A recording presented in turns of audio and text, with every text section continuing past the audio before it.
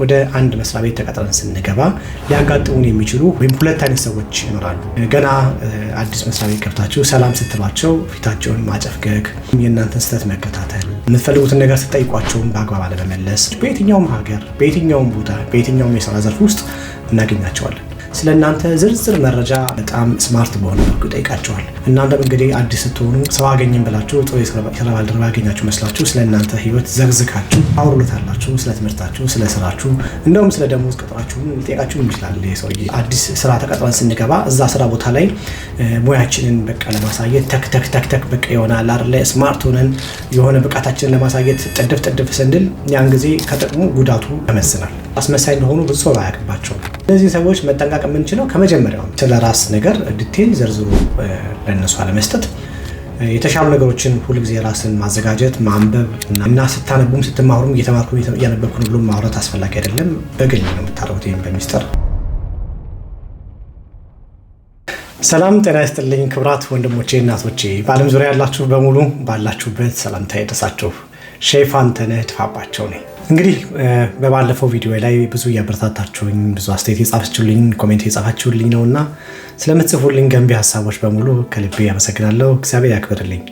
እንግዲህ ዛሬ ደግሞ ወደ እናንተ አስተማሪ የሆነ ሀሳቦችን ይዤ መጥቻለሁኝ። ይህም ደግሞ በስራ ቦታችን ላይ እንዴት አድርገን በጥበብ መኖር እንችላለን የሚል ነው።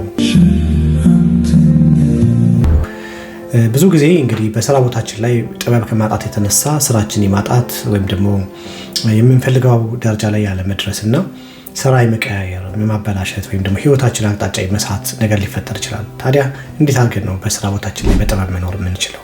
በስራ ቦታ ላይ እነማን እናገኛለን የሚሉ አንዳንድ ጠንካራ ሀሳቦችን በዚህ ቪዲዮ ውስጥ እናገኛለን። የመጀመሪያው እንግዲህ በስራ ቦታችን ላይ ሁለት አይነት ሰዎችን እናገኛለን።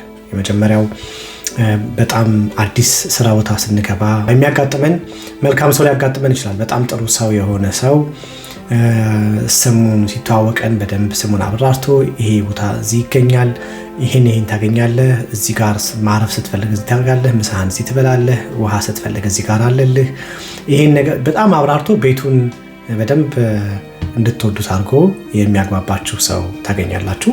ስትሳሳቱም ደግሞ ኖርማል ነው አዲስ ስለሆንክ ነው እያለ የማያጣጥላችሁ የማያሳጣችሁና በጣም በተረጋጋ መልኩ የሚያሳያችሁ ሰው ሊያጋጥማችሁ ይችላል። በአንጻሩ ደግሞ አዲስ ሰው የማይወድ ሰው በየቦታው አሉ። በየሀገሩም በተለያየ ቦታ ላይ እንደዚህ አይነት ሰዎች አሉ። እንግዲህ እንደዚህ አይነት ሰዎች አዲስ ሰው አይወዱም፣ ሰው ሲለወጥ አይወዱም፣ የተሻለ ሰው ነገር ሲመጣ አይወዱም እና በጥሩ ባልሆነታ ነው እናንተን የሚቀርቧችሁ። መጠየቅ የሌለባቸውን ጥያቄዎች ገና እንደገባቸው ያጣድፋችኋል። ስምህ ማን ነው? ከየት ነው የመጣኸው? ምንድን ነው የተማርከው? የት ነው የተማርከው? ሃይማኖት ምንድን ነው? ከየት ነው የመጣኸው? ከዚህ በፊት ስራ የት ነበርክ? ለምን ለቀቅ? እንዴት ሆንክ? እያለ በጣም ዝርዝር መረጃ ስለእናንተ መሰብሰብ ይፈልጋል። እናንተም ጥንቃቄ ከጎሏችሁ ለዚህ ሰውዬ ያለውን ነገር ዘግዝጋችሁ ከሰጣችሁት እንግዲህ ለእናንተ ለሱ የሰጣችሁትን ሚስጥራችሁ በሙሉ ሌላ ሰው ጋር ታገኙታላችሁ ማለት ነው። ስለዚህ ምንድነው ስራ ቦታችን ላይ የግል የሆነ ሚስጥሮቻችንን፣ ስለ ፐርሰናል ነገራችንን፣ ለምሳሌ ስለ ትዳራችን፣ ስለ ቤተሰብ ሁኔታችን፣ ስለ ገንዘባችንን፣ ስለ ብድር፣ ስለ ጤና ወይም ደግሞ ስለ የግል ሚስጥሮቻችንን ስራ ቦታ ላይ ለማንም ማውራት አይጠበቅብንም። ምክንያቱም እነዚህ አይነት ነገሮች ሌላ መልክ ቀይረው እናንተን የማናደድና ስራው እንድትጠሉት፣ መስሪያ ቤቱ እንድትጠሉት ያደርጓችሁ ይችላሉ። እነዚህ መጠንቀቅ ነው። ሁለተኛ እንግዲህ ስራ ቦታ ላይ እንዲያስከብሩን የሚያደርጉ አንዳንድ ነገሮች ምንድነው? ይሄ እንደዚህ አይነት ሰዎች ለምሳሌ ይሄ አሁን ኃይለኛ ያለው ሰው ወይም ደግሞ ባህሪው አስቸጋሪ ሰው በሚያጋጥመን ጊዜ አሁን ጮክ እያለ ስትሳሳቱ አለቆች ፊት፣ ሰዎች ፊት እየጮኸ ሊያሳጣችሁ፣ ሊሰድባችሁ፣ ሊያንቋጣችሁ ይችላል። ያን ጊዜ እናንተ ስሜታዊ ሆናችሁ ለሱ ስትመልሱለት እና ስትናደዱለት ምናምን ለሱ ትልቅ ፌሽታ ነው። ምክንያቱም የሱ ፍላጎት ያንን ተናዳችሁለት ስራውን ለቃችሁ እንድትሄዱ ነው ፍላጎቱ።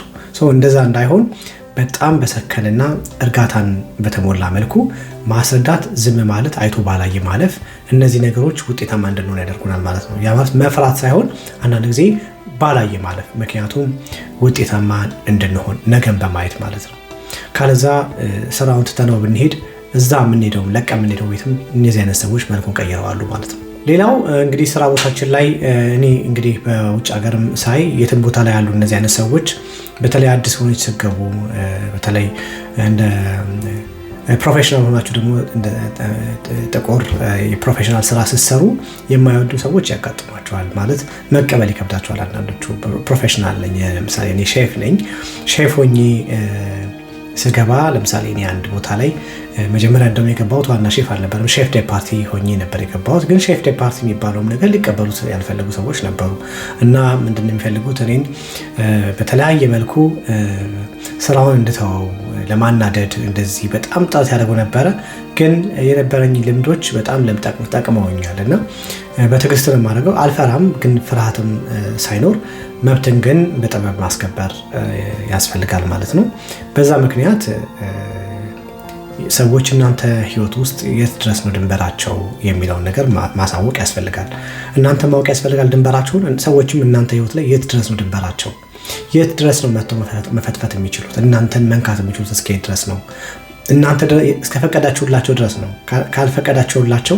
ካልተፈቀደላቸው እነዛ ሰዎች መጥተው እኛ ህይወት ውስጥ የፈለጉትን እንዲፈተፍቱ አይችሉም። ከፈራናቸው እንደፈራናቸው ካወቁ ይጫወቱብናል። ስለዚህ ማንንም መፍራት የለብንም፣ ማክበር አለብን፣ ግን በስነ ስርዓት መሆን አለበት። ሌላው ስራ ቦታ ላይ የሚያስከብረን በሰዓት መገኘት ነው። በሰዓት ስራ መጀመር ያስከብረናል። ሁለተኛው ማክበር፣ ሁሉንም ሰዎች በአክብሮት ሰላም ማለት በአክብሮት ማዋራት፣ ስታዋራቸው ጮሆ የሚያወራውን ሰውዬ በአክብሮት በስነ ስርዓት ማዋራት ነው። ይሄ ያስከብረናል። ሶስተኛው ከሐሜት መራቅ ነው። ሐሜት ውስጥ አለመገኘት፣ ይህም አንዱ የሚያስከብር ነገር ነው። ሌላው ራስን ለማሳደግ ሁሌ ጥረት ማድረግ ነው። ራስን ማሳደግ፣ አፕዴት ማድረግ፣ ማንበብ፣ መማር፣ እነዚህ ነገሮች ያስከብራሉ። ሌላው ጥፋትን ማመን ነው። ካጠፋን ጥፋቱን ለመሸፋፈን እኔ አይደለሁም ከማለት ይልቅ አይ እኔ ነኝ፣ ግን የኔ ስህተት ነው፣ በኔ ስህተት ምክንያት ነው ይሄ የሆነው ብሎ ማመን ጥፋትን እና መቀበል ስራ ቦታ ላይ እጅግ በጣም ያስከብራል። ካለቆችም ጋር ያከባብራል ማለት ነው። ሌላው ቅድም ያልኳችሁ ሰውዬ ሲያጋጥመን፣ ለምሳሌ በስራ ቦታችን ላይ መጥፎ ሰው ሁል ጊዜ ስራውን እንድንጠላ የሚጨቃጨቀን፣ ሊደባደብ እንድንሰዳደብ የሚያደርገን ሰው ሲመጣም ከሰውየው ጋር ቀጥታ ከመነጋገር ይልቅ ወደ በላይ ሄዶ ወደ ኤችአሮች ጋር ሄዶ የሰው ሀብት አስተዳደር ጋር ሄዶ ማናጀሮች ጋር ሄዶ የሚመለከተው አካሎች ጋር ሄዶ ጉዳዩን መነጋገር፣ ፊት ለፊት ማውራትና ራስን ማስከበር ይቻላል። ግብ ከሰውየው ጋር መፍጠር ስራን እንድንለቅ እና ተናደን ሌላ አክሽን እንድንወስድ ስለሚጋብዝ እነዚህን ነገሮች መጠንቀቅ እጅግ በጣም በስራ ቦታ ላይ አስፈላጊ ነው። ብዙ ሰዎች ፕሮፌሽናል ሆነው እስከ መጨረሻው የማይሳካላቸው ሰዎች አሉ፣ የሚሳካላቸው ደግሞ ሰዎች አሉ። ያልተሳካላቸው ሰዎች ለምንድነው? በአጭር ተስፋ ስለሚቆርጡ ነው። ምክንያቱም ውጣ ውረዱ ቀላል አይደለም። ስኬት ፍሬ የሚመጣው በጣም ከጊዜ በኋላ ነው። ረጅም ጊዜ ይፈልጋል ፍሬ ለማፍራት በህይወታችን ላይ እና የሆነ እጅ ባለሙያ ባለቤት ለመሆን ማለት ነው። ያንን ነገር የሆነ ነገር ባለቤት የሆነ ፕሮፌሽን ባለቤት ለመሆን ጊዜ ይፈልጋል፣ ትዕግስት ይፈልጋል፣ መታሸት ይፈልጋል፣ ነጥሮ መውጣት ያስፈልጋል እና ሰምቶ እንዳልሰማ አይቶ እንዳላየ መሆን ያስፈልጋል። ያ ማለት መፍራት ግን ማለት አይደለም። መፍራት ሳይሆን ፊት ለፊት መሆን ግን አንዳንድ ጊዜ ለዓላማ ሲባል ዝም ማለት። ምክንያቱም ስራ ቦታ ላይ ይሄን የሚያናዳችሁን ሰው ሄዳችሁ ልደባደብህ ልምታ እንዲህ ብታደርጉት ህይወታችሁን የምታበላሹት። በትዕግስት አሳልፉት። ሊያናድ ይችላል።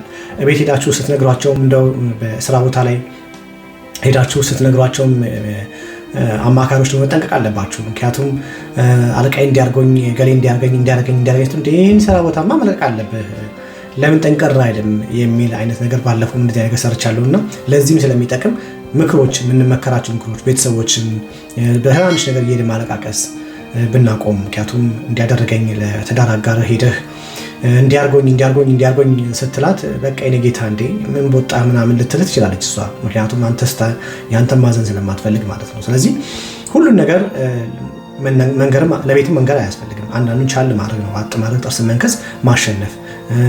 በሴቷን በኩል እንደዛው ሁሉን ነገር ለባሏ ነግራ ባልየው እንዲናደድ እንደውም ሄጅ ይደባደባሉ ብሎ ይችላል። ማን ያለች ጠብቆ ሁሉ ነገር ሊያደርግ ይችላል። ግን አስፈላጊ አይደለም። አንዳንድ የሚወሩ ነገሮች አሉ፣ የማይወሩ ነገሮች አሉ። ሲብስ ነው በቃ ይሄ ነገር ሲያቀተን ሌላ መፍትሄ መፈለግ መንገድ ይፈልጋል። ነገር ግን አንዳንዶቹን በጥበብ ነው እናሳልፋቸው። በጥበብ በማስተዋል በመቻል እናሳልፋቸዋለን። ስንመከርም ያው ጊዜውን ጠብቀን ያለ ጊዜው ዋጋ እንዳንከፍል ፋይናንሻሊ፣ ስፒሪቹዋሊ፣ በመንፈሳዊ ነገር በገንዘብ በምናምን እንዳንቸገር ጊዜውን ያልጠበቀ ውሳኔ ወስነን እንዳንበላሽ። ስለዚህ በጥበብ መኖር ያስፈልገናል ማለት ነው። ምክንያቱም በጥበብ ባለመኖራችን የምንከፍላቸው ዋጋዎች፣ የምናጣቸው ስራዎች ብዙ ናቸው። እነዚህ ነገሮች መጠቃት አለብን ብዬ አስባለሁ። እናንተ ስራ ላይ የገጠማችሁ ነገር ካለ እሱን ኮሜንት ላይ በጽፉት ደስ ይለኛል። አዲስ ስራ ገብታችሁ የነበራችሁ አለቃ ሊሆን ይችላል፣ የክፉ ባልደረባ፣ ጥሩ ባልደረባ ገጥሟችሁ ነበር ወይ? እንዴት ነበር የመጀመሪያ ስራችሁ? አሁን ስራ እየሰራችሁ ያላችሁት እንዴት ነው? በምን ሁኔታ ነው እየሰራችሁ ያላችሁት? የስራ ባልደረቦቻችሁ እንዴት ናቸው? ጥሩ ገጥሟችኋል ወይ? መጥፎ ገጠመኞች አላችሁ ወይ? እሱን እስከአባችሁና እንማማርበት። እንግዲህ የተለያየ ቪዲዮዎችን በየመጣመጣላችኋለሁ፣ ግን በጣም ጥሩ ነገሮች ተዘጋጅተዋል። እንግዲህ ሞቅ እያለ ስለሆነ የዩቲዩብ ቻናሉ በጣም እነዚህ የታመቁት ወዲያው መለቀቅ ያለባቸው ትውልድ የተያዘ ነገሮች ሊለቀቁ እንግዲህ ያኮበኮቡ ነው። እናንተም ሰብስክራይብ ማድረጋችሁን፣ ላይክ ማድረጋችሁን፣ ኮሜንት መጻፋችሁን፣ ለሌሎች ማጋራታችሁን አታቁሙ። በጣም ምክንያቱም አስተማሪ ሆኑ በጣም ጥሩ ነገሮች ለውጥ የሚያመጡ ቪዲዮዎችን አዘጋጅቻለሁኝ። እነሱን ወቅቱን ጠብቄ በየሳምንቱ ለቅላችኋለሁ። እናንተም ተከታተሉኝ፣ ሰብስክራይብ አድርጉኝ። ለምታደርጉት ነገር በሙሉ እጅግ አድርጌ ከልብ ያመሰግናችኋለሁ። በቀጣይ ቪዲዮ በሰላም እስከምንገናኝ ቸር ያገናኘን። ቻው።